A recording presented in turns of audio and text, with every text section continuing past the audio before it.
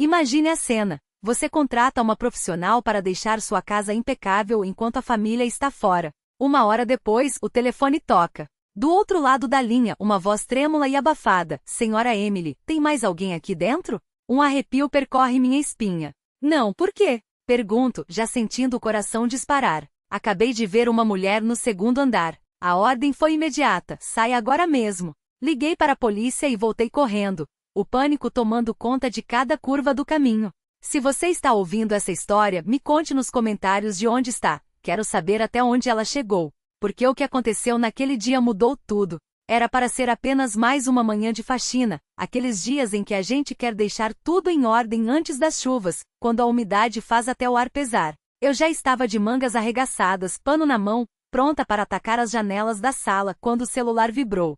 Era Helena, minha amiga de infância, aquela com quem dividi risadas, segredos e noites em claro sonhando com o futuro. Estou passando pela cidade, só por hoje. Vamos tomar um café? Sua voz, tão familiar, aqueceu meu peito. Como recusar? Mas e a casa?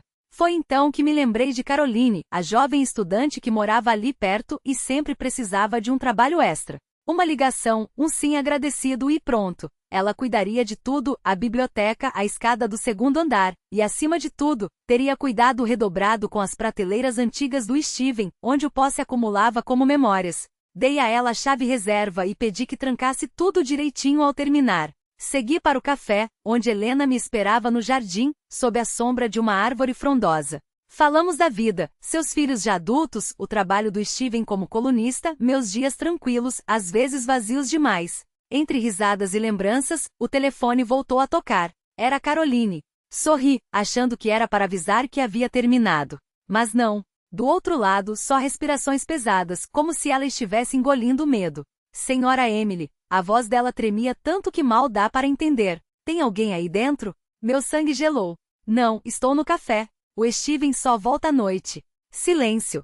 Depois, um sussurro desesperado. Vi uma mulher no segundo andar. Vestido branco longo, cabelo desgrenhado. Ela andou pelo corredor e entrou no último quarto. As palavras dela foram como uma faca de gelo no peito. Como? A casa estava trancada, sempre trancada. Quem poderia estar lá? Pedir desculpas a Helena foi automático, não havia tempo para explicações. Caroline, saia já. Tranque a porta e espere do lado de fora. Estou a caminho. Liguei para a polícia enquanto dirigia, a voz embargada, tentando dar detalhes enquanto a cabeça girava sem parar. Tentei ligar para ela de novo. Nada. Cada toque sem resposta era um soco no estômago. Imaginei o pior. E se algo tivesse acontecido? E se ela estivesse ferida? As ruas que eu conhecia de cor pareceram intermináveis. Quando cheguei, a viatura já estava lá. Caroline, pálida como um fantasma, sentada nos degraus, os olhos arregalados. Corri para ela, abracei-a forte. Você está bem? Viu mais alguma coisa? Ela só balançou a cabeça, os lábios apertados, como se as palavras tivessem sido roubadas dela. Os policiais saíram da casa, um mais velho de expressão séria, outro jovem com ar de quem ainda não havia visto tudo. Reviramos tudo. Não tem ninguém. Nenhum sinal de arrombamento, nenhuma janela aberta, nada. Suspirei aliviada, mas a sensação de desconforto não passou. Caroline, ainda trêmula, insistiu, juro que vi Senhora Emily. Não parecia real, como uma sombra. Tentei acalmá-la, mas uma dúvida começou a brotar em mim. Aquela casa tinha mais de 70 anos, herdada da família do Steven. As paredes de pedra, as portas rangendo, os cantos escuros. Sempre me deram a impressão de que guardavam segredos. Mas uma mulher? Nunca havia pensado nisso. Foi quando ouvi o carro do Steven no caminho de pedras. Ele desceu surpreso ao ver a viatura e eu ao lado de Caroline. Contei tudo em um fôlego, esperando que ele compartilhasse minha preocupação. Mas não. Steven apenas esboçou um sorriso raro, quase irônico. Aproximou-se de Caroline, deu-lhe um tapinha no ombro e disse, com uma calma que me irritou, você deve estar cansada. Às vezes, a luz bate de um jeito estranho nessas paredes velhas. A gente confunde sombra com gente. Caroline baixou a cabeça, calada. Olhei para ela, o coração afundando. Conheci aquela garota, séria, trabalhadora, sem motivo para inventar histórias. Mas a tranquilidade do Steven começou a me fazer duvidar de mim mesma. Será que eu estava exagerando?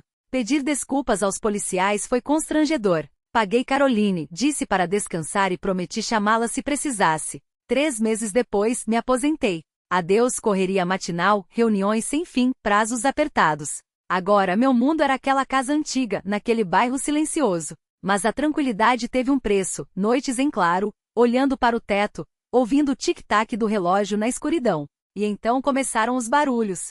Primeiro, quase imperceptíveis, como algo pequeno caindo no sótão. Deve ser o vento, eu me convencia. Ou a madeira rangendo com a umidade. Mas, aos poucos, os sons ficaram mais nítidos, mais reais. E algo me dizia que eles não iam parar por aí. O primeiro som foi arrastado, como se uma cadeira de madeira fosse puxada pelo chão do sótão, lenta, pesada. Depois passos, leves, mas insistentes, como se alguém andasse de um lado para o outro, sem rumo. Às vezes até ouvia o farfalhar de papéis, como se alguém virasse as páginas de um livro com cuidado, quase em segredo. Contei a Steven numa manhã qualquer, enquanto o café esfriava entre nós na mesa da cozinha. Tentei manter a voz firme, mas as palavras saíram trêmulas demais para serem convincentes.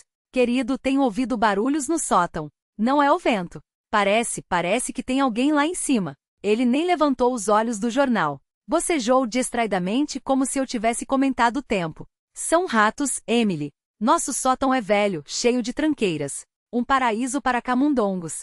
Amanhã compro umas ratoeiras, coloco lá e pronto. No dia seguinte, cumprindo a promessa, ele chegou com aquelas armadilhas metálicas, das que estalam alto quando se fecham. Posicionou-as ao pé da escada que levava ao sótão, bem debaixo da porta de madeira carcomida. Tá aí.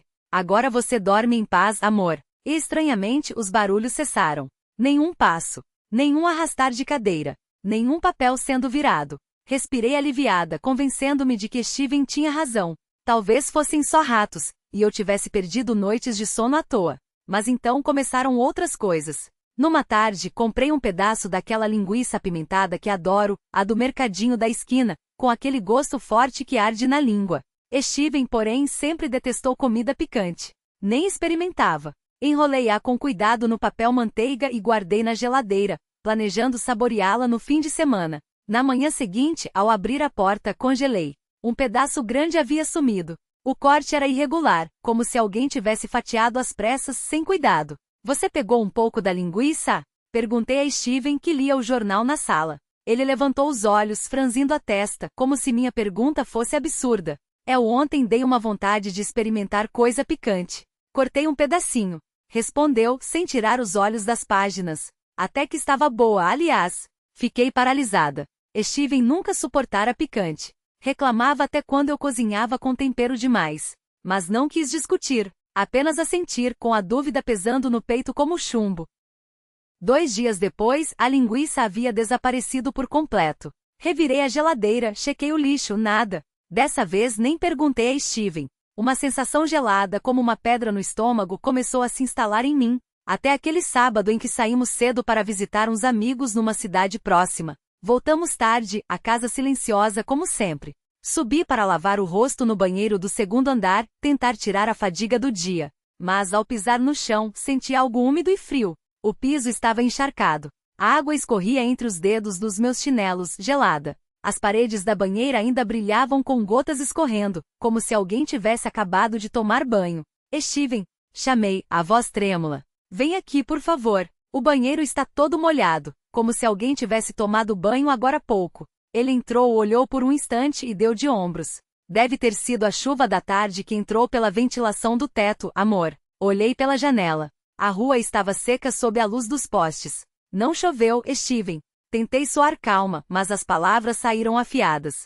Não choveu. Ele franziu o senho, levemente irritado. Então é vazamento nas tubulações velhas. Você sempre se preocupa à toa. Amanhã chamo um encanador. Mas o encanador nunca veio. Nos dias seguintes, o banheiro estava seco, como se nada tivesse acontecido. Chequei a ventilação, as tubulações, tudo parecia normal. A explicação de Steven, embora soasse razoável, não apagava o desconforto que crescia dentro de mim. Os barulhos no sótão. A linguiça que sumia. A água sem origem. Peças soltas de um quebra-cabeça que, quando juntas, formavam uma imagem que eu não queria enxergar. Uma semana depois, resolvi organizar a biblioteca de Steven. Era seu orgulho. Uma saleta no segundo andar com estantes de carvalho cobertas de poeira, abarrotadas de livros antigos e documentos amarelados. Sempre achei que deveríamos doá-los à biblioteca da cidade, para que fossem úteis a alguém. Aquele dia, fiquei no meio do cômodo, separando pilhas de papéis sobre a escrivaninha dele. Havia rascunhos, anotações, folhas empilhadas sem ordem, como se ele nunca tivesse intenção de organizá-las. Ao levantar um maço pesado, minha mão tremeu, e tudo despencou no chão. O barulho das folhas batendo no assoalho quebrou o silêncio, fazendo-me estremecer. Ao me agachar para juntá-las, gavetinha de madeira, há anos emperrada, escorregou sozinha com um estalo seco. Hesitei. Depois, olhei lá dentro. Entre papéis amarelados, havia um caderninho de capa dura, couro marrom escuro, cantos gastos pelo tempo. Não parecia coisa de Steven. Eles sempre preferiram o moderno. Laptops, canetas de ponta fina, folhas brancas impecáveis. Aquele caderno, com sua capa envelhecida e um cordão solto, parecia ter vindo de outra época. Com um misto de curiosidade e medo peguei-o.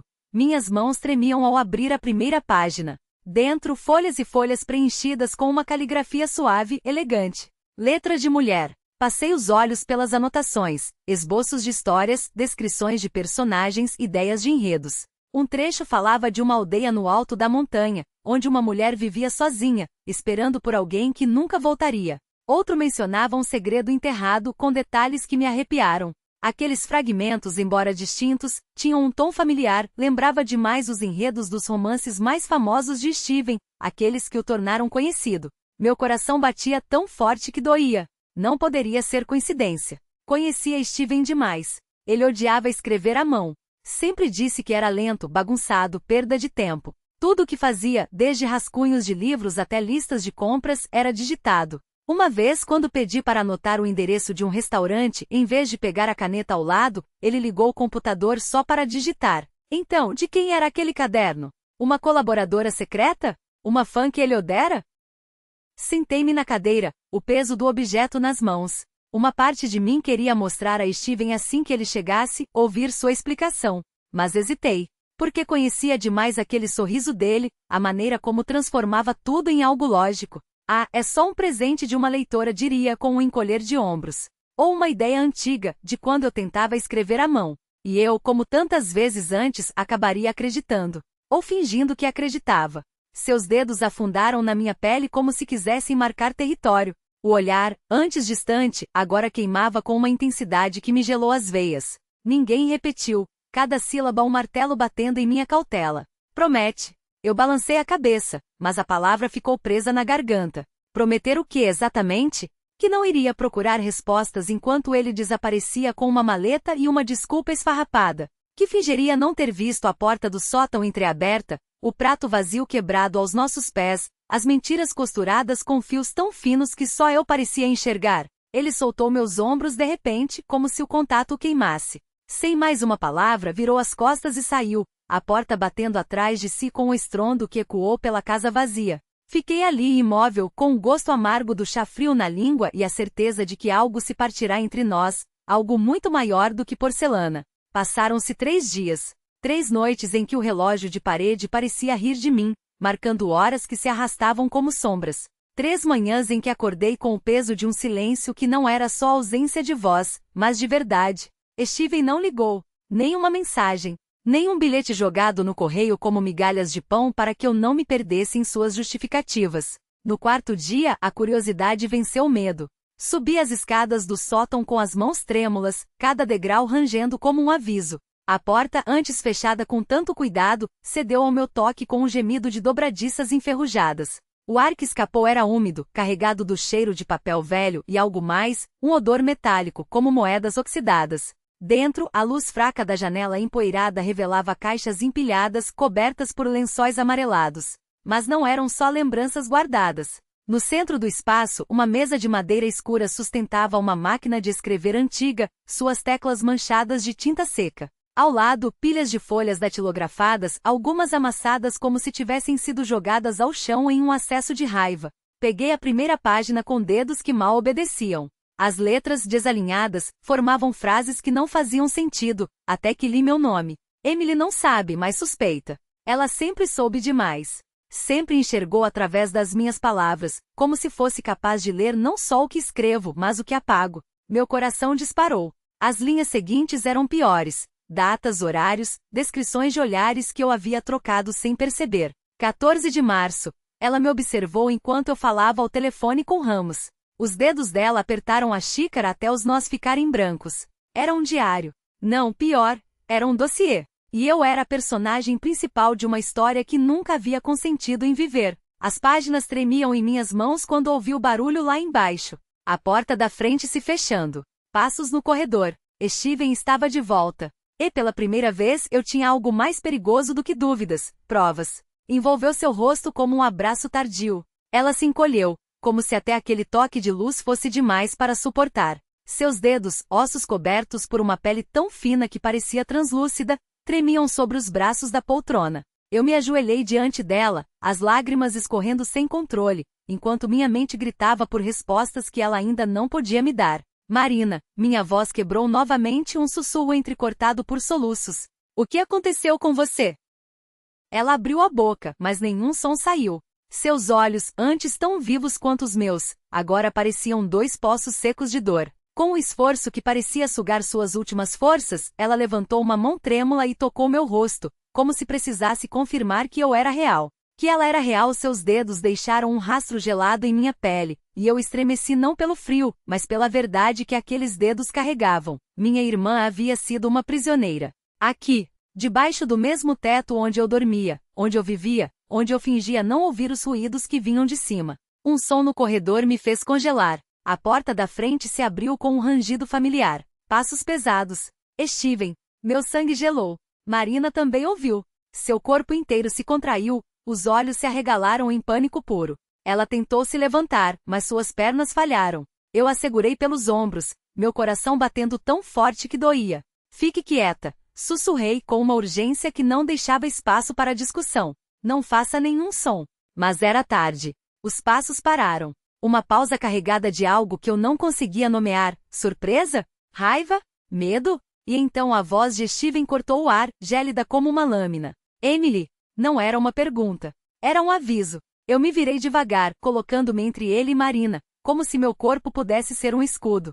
Steven estava parado na entrada da sala, a pasta de couro ainda pendurada em seu ombro, o rosto uma máscara de calma que não chegava aos olhos. Seus dedos se contraíram ao lado do corpo, como se estivessem coçando para se fechar em punhos. O que diabos está acontecendo aqui?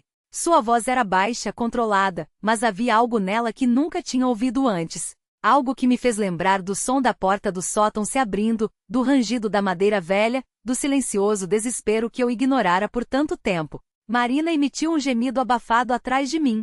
Steven moveu os olhos na minha direção, e por um segundo, vi algo passar por eles, não surpresa, não confusão, mas reconhecimento. Como se ele já soubesse. Como se isso tudo fizesse parte de um script que só ele conhecia. Você sabia, minha voz saía em pedaços, cada sílaba um golpe. Todo esse tempo você sabia. Ele não negou, não piscou, apenas deu um passo à frente, e foi o suficiente para que eu sentisse o chão se abrir debaixo de mim. Emily, disse ele, agora com uma paciência que me deu náusea. Você não entende. Entendo sim, gritei, e o som rasgou o silêncio da casa como um tiro. Eu entendo que minha irmã esteve aqui trancada como um animal, enquanto eu vivia a minha vida como se nada estivesse errado. Eu entendo que você mentiu para mim todos os dias, todas as noites, enquanto ela apodrecia lá em cima. Marina chorava agora, um som quebrado, desumano, que me partia a alma. Steven olhou para ela por cima do meu ombro, e pela primeira vez, vi algo em seu rosto que se parecia com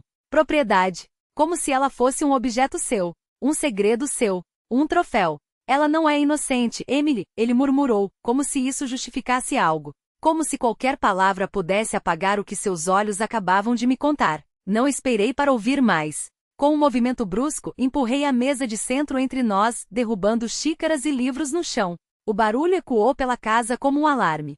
Saia, ordenei, minha voz um rosnado. Sai agora, ou juro por Deus que chamo a polícia e conto tudo. Tudo. Por um segundo, achei que ele fosse avançar. Que fosse me agarrar, me silenciar, como deve ter feito com Marina todas as vezes que ela tentou gritar. Mas então seus ombros caíram, como se de repente o peso de anos de mentiras o tivesse esmagado. Ele recuou, os olhos fixos em Marina, como se não conseguisse se desgrudar dela. Você não sabe no que está se metendo, foi tudo o que disse antes de se virar e sair, batendo a porta com uma força que fez as janelas tremerem.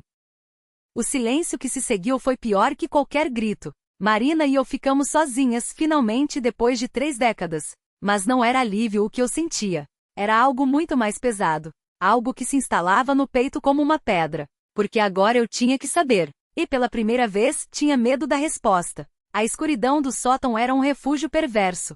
Marina baixou a voz, como se o próprio ar pudesse traí-la. Antes, quando você saía cedo e voltava tarde, eu conseguia respirar. Ouvia seus passos na escada, a porta se fechando, e sabia que tinha algumas horas de solidão sem o risco de ser descoberta. Mas depois que você se aposentou, seus dedos tremeram contra os meus, cada som da casa era uma faca. Cada risada sua com Steven, cada jantar que eu ouvia lá embaixo, era como se estivessem celebrando minha morte. Eu me sentia enterrada viva, enquanto vocês dois viviam a vida que eu deveria ter tido. O ar ficou denso. Eu me lembrei das manhãs em que Steven me servia café na cama, dos jantares à luz de velas que ele preparava para nos reconectarmos.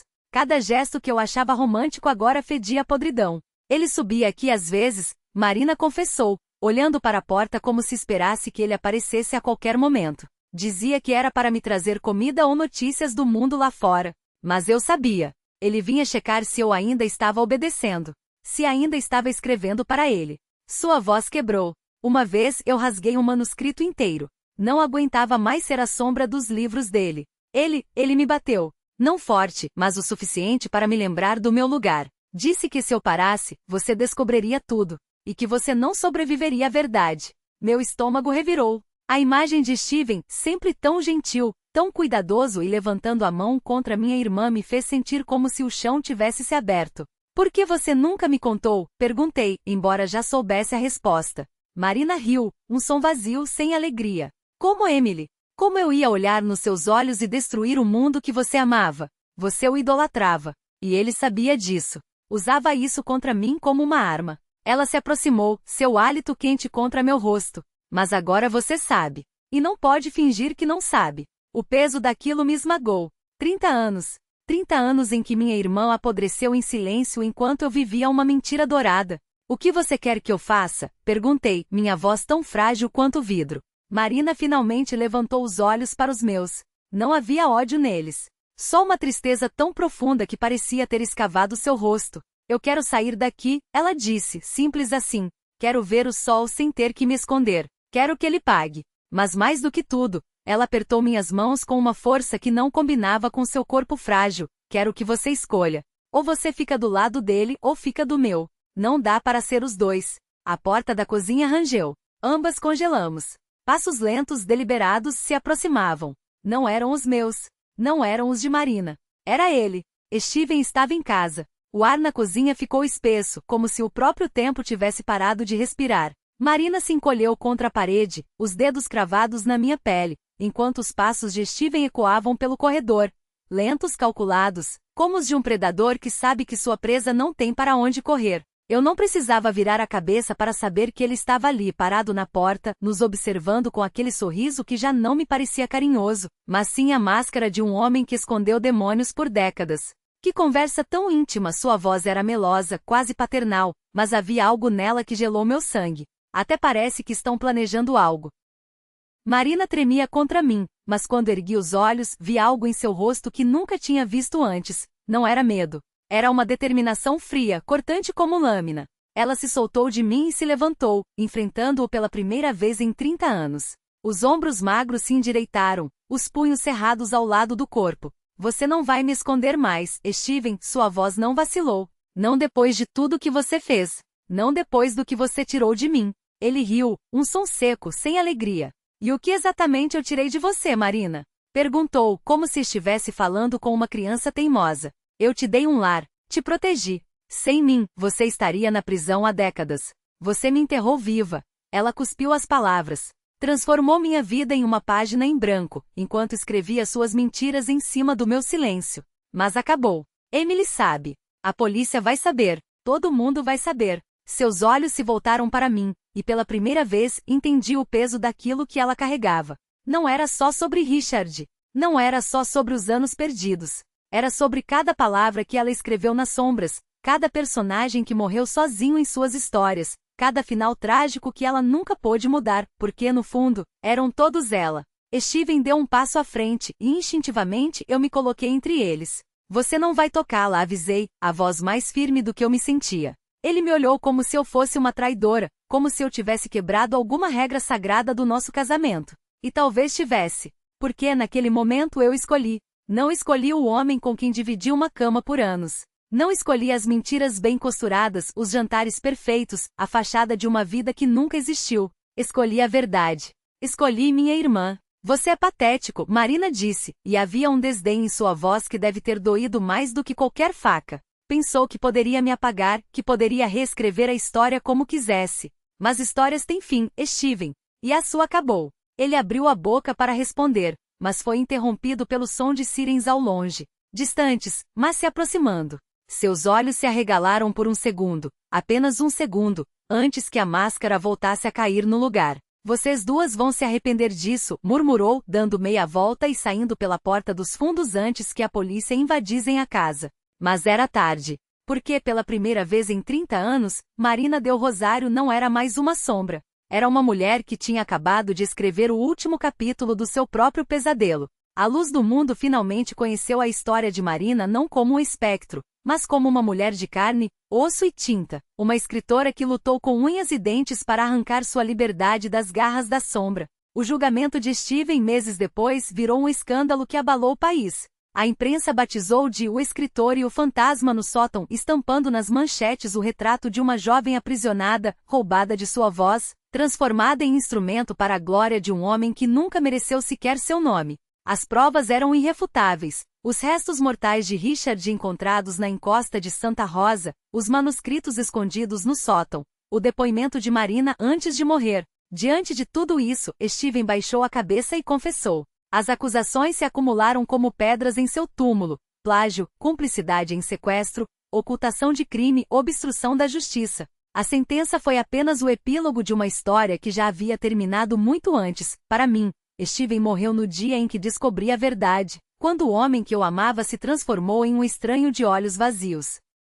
Não estive no tribunal. Não suportaria encará-lo. Não aguentaria ver naquele olhar que já me sussurrara promessas de amor, o reflexo do monstro que ajudara a enterrar minha irmã viva. Em vez disso, voltei para casa que já não era lar, apenas um esqueleto de memórias podres. Até que numa tarde em que o sol se derretia sobre os paralelepípedos da rua, subi novamente ao sótão. Desta vez não havia medo. Cada degrau era uma inspiração, como se o ar finalmente circulasse naquele espaço que por décadas abafara gritos.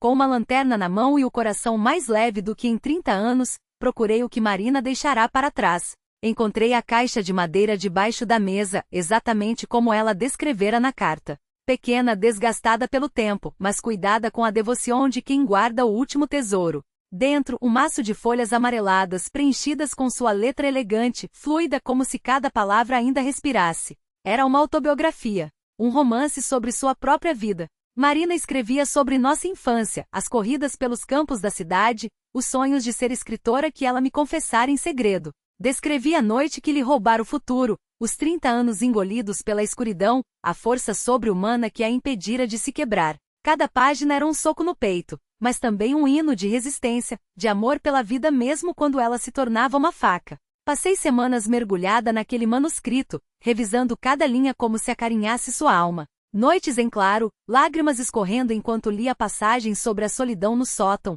os dias em que ela imaginava sentir o sol na pele, livre. Aquilo não era apenas sua história, era o grito de uma pessoa apagrada, esvaziada de identidade. Soube, então, que o mundo precisava ouvir, não como uma nota de rodapé na biografia de Steven, mas como a obra de Marina Del Rosário, a escritora que sempre deveria ter sido. Enviei o original à editora que publicara os livros de Steven. No início hesitaram, receosos do escândalo que ainda ecoava. Mas quando leram as primeiras páginas, a voz do editor tremia ao telefone. Isso é uma obra-prima. Publicaremos. E faremos com todo o respeito que Marina merece. O livro saiu com seu nome verdadeiro na capa. Na primeira página, em vez de um prólogo, escrevi apenas uma frase. Ninguém deve ser prisioneiro da escuridão, especialmente quem ama a liberdade. Era minha carta para ela. Para minha irmã, que amei mais do que a minha própria vida. O livro virou fenômeno. Leitores de todo o país, depois, do mundo, se emocionaram com a história de Marina. Admiraram seu talento, a sinceridade crua, a poesia que brotava até nas páginas mais sombrias. As obras antigas, agora relançadas sob seu nome, venderam como justiça tardia. Marina, mesmo ausente, finalmente se tornou o que sempre fora, uma escritora reconhecida, amada, imortalizada nas prateleiras e nos corações. Li as resenhas, as cartas de estranhos que choravam com suas palavras, e senti o peito arder em dor e alívio. Você conseguiu, Marina, pensei. Sua voz voltou. E desta vez, ninguém poderá calá-la. Às vezes, ainda subo ao sótão. Não é mais uma masmorra, mas uma pequena biblioteca arejada, banhada pela luz que entra pela janela que agora permanece aberta. Nas prateleiras, os livros de Marina repousam como relíquias. Fico ali, olhando a rua lá fora, cheia de vida, sabendo que ela está em algum lugar, no sol que aquece as páginas, nas lágrimas dos leitores, na minha memória, livre para sempre. E quando tudo terminou, entendi uma coisa: nenhuma parede é grossa o suficiente para enterrar a verdade eternamente. Uma mentira, por mais bem tecida, apodrece com o tempo, como pó sobre móveis abandonados. A vida de Marina prova isso. O silêncio pode ser mais cruel que a culpa, e o medo é capaz de transformar uma pessoa em fantasma dentro da própria existência. Se há uma lição que quero deixar é esta: ouse encarar a verdade mesmo que doa. Fale mesmo que sua voz tremule. Porque só quando nos atrevemos a sair da escuridão é que nos tornamos, de fato, livres. E só quando a verdade é dita, as almas aprisionadas podem, enfim, descansar. Esta história que você acabou de ouvir teve nomes e lugares alterados para proteger quem ainda precisa de sombra. Não a contamos para julgar, mas para que alguém pare, reflita e pergunte: quantas Marinas existem sufocadas em silêncio dentro de suas próprias casas? Eu me pergunto, se estivesse no meu lugar, o que você faria? Escolheria o silêncio para manter as aparências? Ou enfrentaria tudo para recuperar sua voz? Quero saber sua opinião, porque cada história pode se tornar uma tocha que ilumina o caminho de outra pessoa. Que Deus abençoe os corajosos. E que a verdade, mesmo tardia, nos guie para dias melhores. Antes de nos despedirmos, deixo no final da tela 2 das histórias mais marcantes deste canal. Tenho certeza de que vão tocá-lo profundamente. Obrigado por estar aqui até o fim. Até a próxima verdade.